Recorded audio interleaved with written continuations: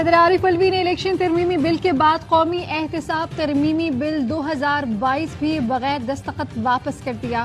کہتے ہیں کہ بل سے قانون کے لمبے ہاتھوں کو مفلوج کر کے بدعنوانی کو فروغ ملے گا. یہ بل بدعنوان عناصر کے لیے واضح پیغام ہے کہ وہ کسی کو بھی جواب دہ نہیں اور بلا خوف و خطر لوٹ مار جاری رکھ سکتے ہیں.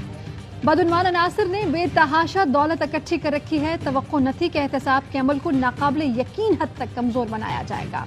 آگاہ ہوں دستخط نہ کرنے کے باوجود قانون بن جائے. نیب قوانین میں ترامیم. پاکستان تحریک انصاف کا یوم سیاہ. عمران خان نے نیب قوانین میں تبدیلی کو NRO 2 قرار دے دیا.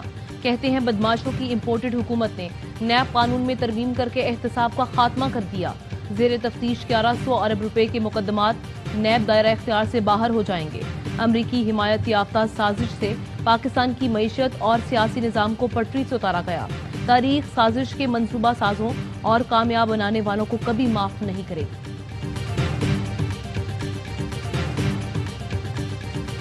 رمضان شوگر ملز ریفرنس میں وزیر اعظم کی مستقل حاضری سے استثناء کی درخواست منظور. شہباز شریف نے موقف اپنایا.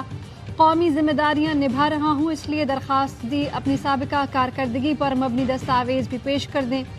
کہا کہ چند کروڑ کی خیانت کرنا ہوتی تو کیا یہ سب کرتا. جج نے ریمارکس دیے کہ آپ اپنے کیس سے متعلق بات کریں, سیاسی باتوں کا کوئی فائدہ نہیں.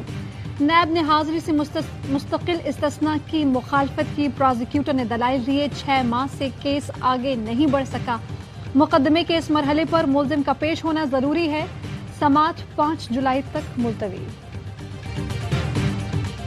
نیب قوانین میں ترامیم سے شریف اور زرداری فیملی کو فائدہ پہنچا. نیب اب FIR نہیں کر سکے گا. احتساب بیورو کو وزارت داخلہ کے ماتحت کر دیا گیا. 1200 میں سے 1100 ارب کے کیسز نیب سے نکل گئے. عجیب سی بات ہے کہ ملزم بھی یہ خود اور مدعی بھی. فواد چودھری کی پریس کانفرنس. کہا منی ٹریل کی شرط ختم کر دی گئی. مریم نواز کا ایون فیلڈ کیس بھی ختم ہو رہا ہے. انہوں نے نیب ہی ختم کر دی تو اب چیئرمین نیب لگا کر کیا کرنا ہے. امید ہے IMF پروگرام 1 سے 2 دن میں بحال ہو جائے گا. غریب عوام کو ریلیف ملے گا. امریکوں پر ٹیکس لگے گا. وزیر خزانہ مفتاح اسماعیل کہتے ہیں IMF کو ملازمین کی تنخواہوں میں اضافے پر اعتراض نہیں. 12 لاکھ روپے پر انکم ٹیکس چھوٹ برقرار رہے گی. سینٹ کمیٹی برائے خزانہ اجلاس میں شوکت ترین اور مفتاح اسماعیل میں دلچسپ جملوں کا تبادلہ. شوکت ترین بولے کہ غریبوں کے بجائے کسی اور کی جیب کاٹے. مفتاح اسماعیل نے کہا کہ آپ کی بات میں وزن ہے مگر پیسوں کی بہت ضرورت ہے, وہ بھی کاٹیں گے, فکر نہ کریں. کمیٹی اجلاس میں مفتاح اسماعیل کے جواب پر کہا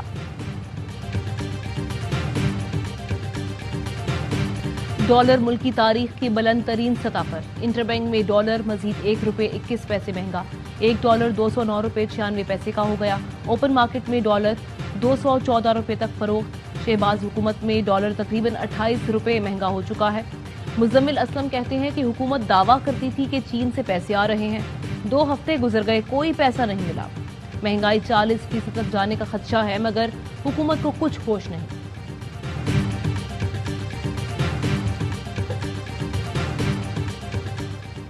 شہباز حکومت کے آتے ہی ٹیکسٹائل برآمدات گرنا شروع. اپریل کے مقابلے مئی میں ٹیکسٹائل برآمدات 6% کمی سے 1 ارب 64 کروڑ ڈالر رہیں.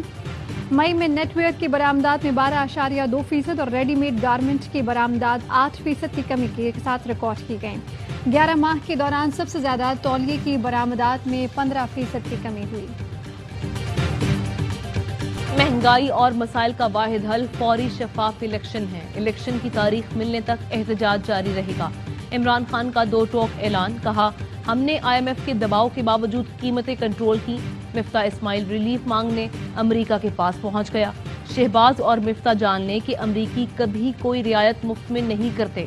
احتجاج میں بھرپور شرکت پر سابق وزیر اعظم کا عوام سے اظہار تشکر. لکھا بارش کے باوجود لوگ مہنگائی کے خلاف مظاہرے میں شامل ہوئے. امریکی سازش سے مسلط حکومت کو مسترد کرنے پر قوم کا شکریہ.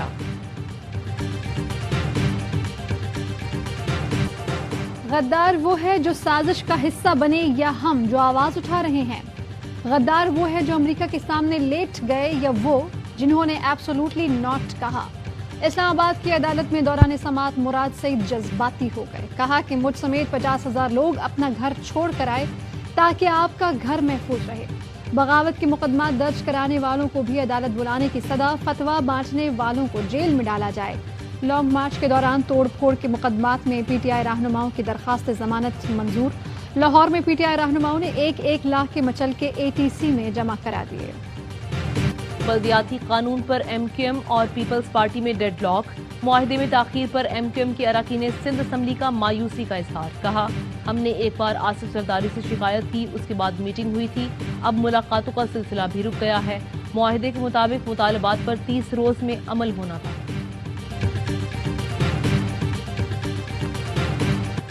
वज़ीर दाखिला खुद दहशतगर्द है जो हम पर बगावत के मुकदमे करवा रहा है।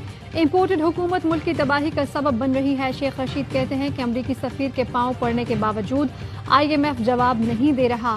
ज़र मुबादला के ज़खायर सिर्फ 9 अरब डॉलर रह गए हैं। फैसल जावेद का कहना है कि कौम के सामने वाज़ेह हो चुका, इनका हुकूमत में आने का मकसद अपनी चोरी बचाना था। खुर्रम दस्तगीर ने सही कहा है कि उन्हें इमरान खान ने NRO नहीं देना था। फयाजुल हसन चौहान ने कहा कि पाक फौज और अदालतों को खुर्रम दस्तगीर के बयान का संजीदगी से नोटिस लेना चाहिए।